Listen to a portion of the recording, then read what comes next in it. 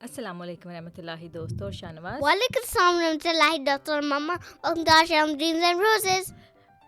دوستو آج ہم جو کہانی سنیں گے اس کا ٹائٹل ہے کرمو کا گدھا.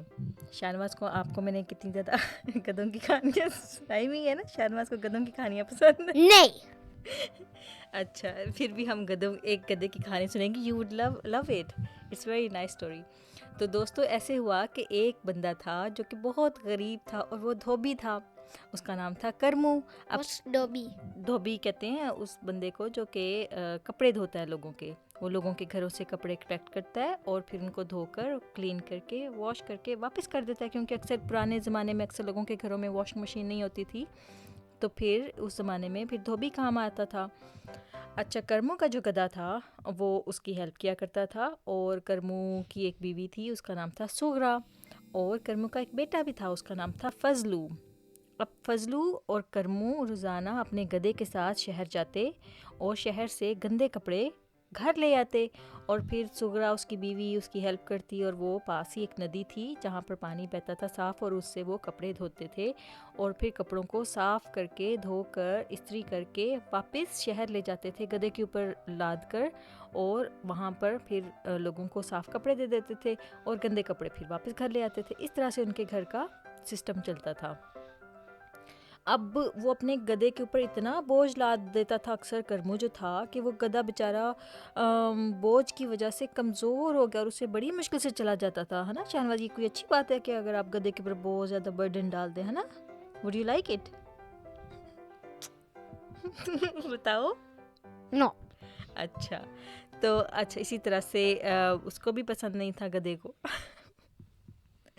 اچھا تو پھر ایسے ہوا کہ دوستو وہ کرمو کا جو گدھا تھا وہ بیمار رہنے لگ گیا, کیونکہ کرمو اس پر اتنا زیادہ بوجھ لا دیتا تھا کہ وہ بیچارہ گدھا جو تھا وہ کمزور ہو گیا, اور پھر اس کو وہ کھانا بھی, کیونکہ غریب تھا تو کھانا بھی اس کو بیچارے کو گدھے کو کم ملتا تھا, اور گدھا پھر آہستہ آہستہ اتنا بیمار ہو گیا کہ ایک دن کرمو اپنے کپڑے لاد کر اس کو شہر لے کے جا رہا اور وہ گدھا گر گیا رستے میں, کیونکہ گدھے سے چلا ہی نہیں جا رہا تھا اتنا بوجھ اٹھا کے, ہے نا.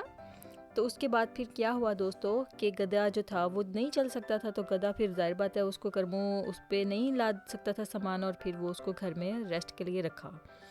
اور اس کے بعد پھر کرمو جو تھا اپنے بیٹے فضلو کے ساتھ خود سامان اٹھا کے, وہ جو اس کپڑوں کا تھا اس کو اٹھاتا خود اور شہر لے جاتا, اور انہوں نے 2 دن ہی اپنے سامان کو اس طرح سے اٹھایا اور کپڑوں کو لادا اور شہر لے کے گئے, اور وہاں سے واپس کپڑے جب لے کے آئے تو ان کی تو کمریں ہی رہ گئیں. تب انہوں نے ریئلائز کیا کہ ان کا گدھا کتنا ضروری ہے ان کے کام کے لیے. اگر گدھا نہ ہوا تو ان کا کام بالکل بند ہو جائے گا, اور ان کی کمریں اتنی اسٹرانگ نہیں ہیں کہ وہ اتنے زیادہ کپڑوں کو بوجھ کو اٹھا سکیں, شہر لے جا سکیں اور وہاں سے دوسرے کپڑے واپس لا سکیں.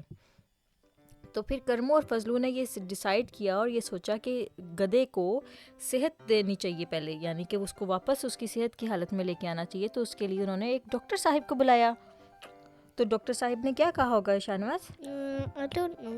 ڈاکٹر صاحب نے گدھے کو دیکھا اور گدھے کو کہا, اوہ ہو تم لوگ گدھے کا خیال نہیں کرتے ہو, اس لیے یہ بیمار اور کمزور ہو گیا ہے. تو اس نے کہا, کرمو نے کہا, تو ڈاکٹر صاحب آپ کوئی دوائی لکھ دیں. تو ڈاکٹر صاحب نے کہا, نہیں اس کو کسی دوائی کی ضرورت نہیں ہے, اس کو صرف اور صرف خوب سارا چارہ کھلاؤ. چارہ پتہ ہے کیا ہوتا ہے؟ فوڈ ہوتی ہے جو گدھے کی نا, جو گدھا گھاس کھاتا ہے نا, گھاس اور دوسری فوڈ. ہاں جی. تو وہ ڈاکٹر نے کہا اس کو کسی دوائی کی ضرورت نہیں ہے, بس اس کو اچھا کھانا کھلاؤ اور تمہارا گدھا واپس تگڑا ہو جائے گا. اور اس کے بعد پھر فضلو اور کرمو نے تازہ گھاس لے کے آتے اور گدھے کو اس طرح سے پورا ہفتہ انہوں نے گھاس کھلائی, اور گدھا واپس ہٹا کٹا ہو گیا اور صحت مند ہو گیا. ہٹا کٹا یعنی کہ اسٹرانگ پہلوان ہو گیا, اور پھر وہ واپس کام کے لائق ہو گیا. اس کے بعد پھر وہ دوبارہ ان کا کام کا سسٹم ویسے ہی چلنا شروع ہو گیا. تو اس کے بعد انہوں نے اپنے دل میں سوچا کہ اب وہ ہمیشہ اپنے گدھے کا خیال رکھیں گے, کیونکہ اگر گدھا ان کے کام کرتا ہے تو ان کو بھی گدھے کی لک آفٹر کرنی چاہیے, اور اس کو بیمار نہیں کرنا چاہیے, اس کو اچھا کھانا کھلانا چاہیے, اس کو پراپر ریسٹ دینا چاہیے. اور پھر اس طرح سے وہ ہنسی خوشی رہنے لگے. شاہنواز یہ تھی آج کی کہانی. مجھے یہ بتائیں آپ نے آج کی کہانی سے کیا سیکھا ہے؟ کچھ تو سیکھا ہوگا نا آپ نے. I can't remember what I once said. gonna say. اچھا ماما بتاتی ہیں. بچوں پیارے بچوں اور شانواز, ہم نے آج کی کہانی سے یہ سیکھا ہے کہ ہمیں اپنے پیٹس کا خیال رکھنا چاہیے. اگر ہم اپنے گھر میں پیٹس کوئی رکھتے ہیں, جیسے مچھلیاں ہوتی ہیں نا, اکثر بچوں کو مچھلیاں رکھنے کا شوق ہوتا ہے, یا Flies?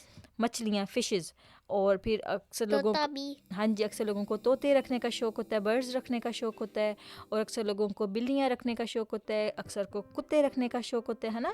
تو پھر اگر ہم اپنے پاس کوئی پیٹ رکھتے ہیں, کوئی جانور رکھتے ہیں, تو یہ ہماری ذمہ داری ہے کہ ہم اس کا خیال رکھیں. اگر ہم نے اس کا خیال نہیں رکھا تو وہ جانور بھی بیمار ہو جائے گا اور مر جائے گا, اور اللہ تعالیٰ بھی ناراض ہو جائے گا کہ تم نے اپنے پاس ایک بے زبان جانور کو رکھا اور پھر اس کا خیال نہیں کیا, اور پھر اللہ تعالیٰ ہمیں اس کے لیے سزا دے سکتا ہے. تو ہمیشہ اس چیز کا خیال رکھیں کہ اگر آپ کے پاس کوئی جاندار ہے, کوئی پیٹ ہے, کوئی جانور ہے, اور اگر آپ کسی جانور کو آس پاس اپنے پڑوس میں بھی دیکھیں تو ہمیشہ اس کا خیال کریں, اس کو تنگ نہیں کریں, کیونکہ ان کو بولنا تو نہیں نا آتا ہماری طرح, تو وہ اللہ تعالیٰ سے شکایت لگا سکتے ہیں ہماری کہ اللہ میاں اس بندے نے مجھے ہرٹ کیا, تو پھر اللہ میاں اس کا بدلہ لے سکتا ہے ہم سے اور ہمیں پنش کر سکتا ہے. تو امید کرتے ہیں ہمارے دوستوں کو آج کی کہانی اچھی لگی ہوگی. انشاءاللہ ہم پھر حاضر ہوں گے ایک اور اچھی سی کہانی کے ساتھ. تب تک کے لیے Allah Hafiz, and don't forget to subscribe our channel.